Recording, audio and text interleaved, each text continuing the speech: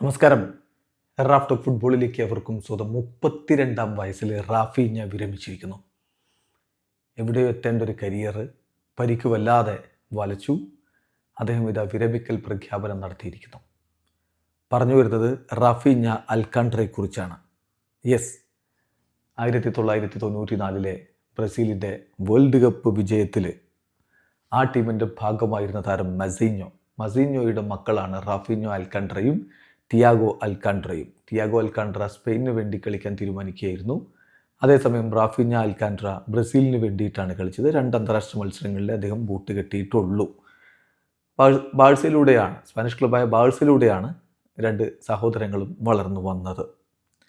ആദ്യം തിയാഗോ അൽക്കാൻഡ്ര വിരമിച്ചിരുന്നു. ഇപ്പോഴിതാ റാഫീഞ്ഞ അൽക്കാൻഡ്രയും വിരമിച്ചിരിക്കുകയാണ്.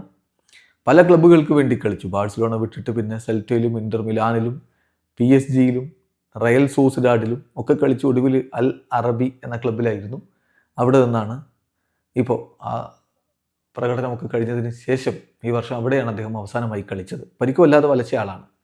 അതുകൊണ്ട് ഇപ്പോൾ വിരമിക്കൽ പ്രഖ്യാപനം നടത്തിയിരിക്കുന്നു. ഇങ്ങനെ വിരമിക്കൽ പ്രഖ്യാപനം നേരത്തെ തന്നെ നടത്തുമ്പോഴും 16 ഒഫീഷ്യൽ ടൈറ്റിൽസ് അദ്ദേഹം നേടിയിട്ടാണ് വിരമിക്കുന്നത്. അദ്ദേഹത്തിൻ്റെ ഏറ്റവും നല്ല കാലം എന്ന് പറഞ്ഞാൽ ബാഴ്സയിലുണ്ടായിരുന്ന കാലമാണ്. ബാഴ്സയിലെ 2016-17 സീസണാണ് അദ്ദേഹത്തിൻ്റെ ഏറ്റവും മികച്ച ഒരു കോൺട്രിബ്യൂഷൻ ഉണ്ടായ വർഷം. ആ വർഷം അദ്ദേഹം 28 മത്സരങ്ങൾ കളിച്ചു. 18 എണ്ണത്തിൽ സ്റ്റാർട്ട് ചെയ്തു. 7 ഗോളുകളും 4 അസിസ്റ്റ് എന്ന് പറഞ്ഞാൽ 11 ഗോൾ കോൺട്രിബ്യൂഷൻസ് നടത്തി.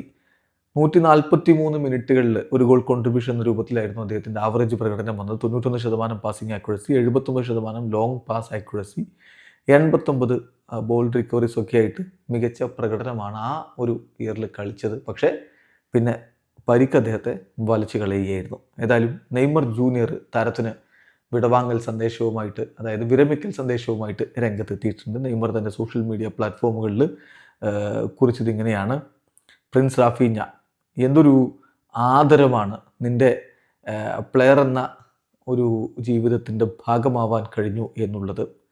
അതിനേക്കാൾ ഒരു വലിയ നേട്ടമാണത്. ബി യുവർ ഫ്രണ്ട്, നിൻ്റെ സുഹൃത്താവുക. അതുപോലെ തന്നെ മനോഹരമായിട്ടുള്ള നിമിഷങ്ങൾ നമ്മൾ കളിക്കളത്തിലും ചെലവഴിച്ചു എന്നുള്ളത് വളരെ വലിയ കാര്യമാണ്. I love you brother.